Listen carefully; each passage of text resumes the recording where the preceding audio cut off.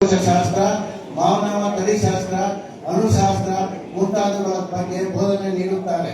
ಸುಮಾರು 14 ವಿದ್ಯಾರ್ಥಿಗಳ ಇವರ ಮಾರ್ಗದರ್ಶನದಲ್ಲಿ PhD ಪದವಿಯನ್ನು ಪಡೆದಿದ್ದಾರೆ.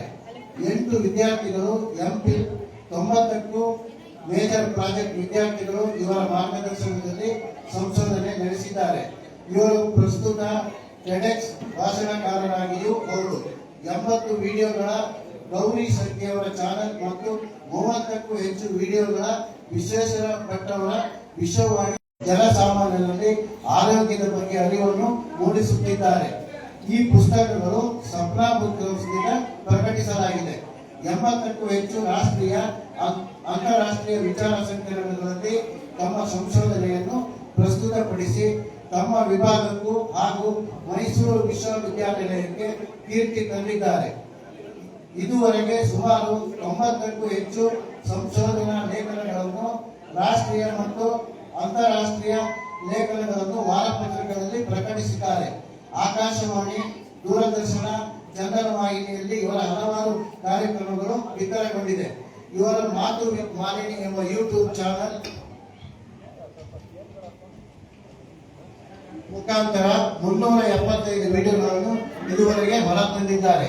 ಇವು ಜನಸಾಮಾನ್ಯರಲ್ಲಿ ಅರಿವನ್ನು ಮೂಡಿಸುವಲ್ಲಿ ಪ್ರಮುಖ ಪಾತ್ರ ವಹಿಸಿದೆ.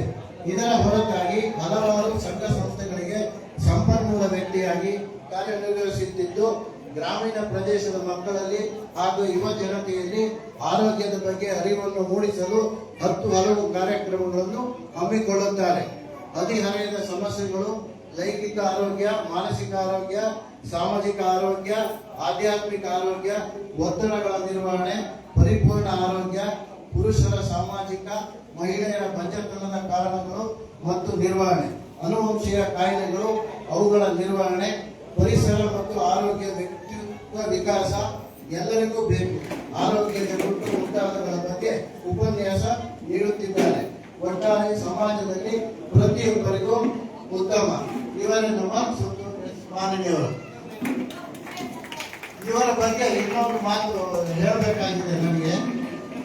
ನಿಮಗೆ ಎಲ್ಲರಿಗೂ ಗೊತ್ತಿರುವ ಮೈಸೂರು ಬೆಂಗಳೂರು ಹೈವೇ ಎಲ್ಲರಿಗೂ ಗೊತ್ತಿದೆ ಅಂತ ತಿಳ್ಕೊಂಡಿದೆ. ಆ ಹೈವೇ ನಿರ್ಮಾತೃ ಇವರು ಹಸ್ಬೆಂಡ್ ಶ್ರೀಧರ್ ಅಂತ ಹೇಳ್ಬಿಟ್ಟು ಪ್ರಾರಂಭ ಮಾಡಿದ್ದು ಇವರೇ, ಮುಗಿಸಿದ್ದು ಇವರೇ. ನಮಗೊಂದು ಒಳ್ಳೆ ಹೈವೇ, ನ್ಯಾಷನಲ್ ಹೈವೇ ಕೊಟ್ಟಿದ್ದಾರೆ. ಈಗ ಅವರು ನ್ಯಾಷನಲ್ ಹೈವೇಲಿ ಚೀಫ್ ಇಂಜಿನಿಯರ್ ಆಗಿ ಕಾರ್ಯನಿರ್ವಹಿಸ್ತಾ ಇದ್ದಾರೆ. Thank you.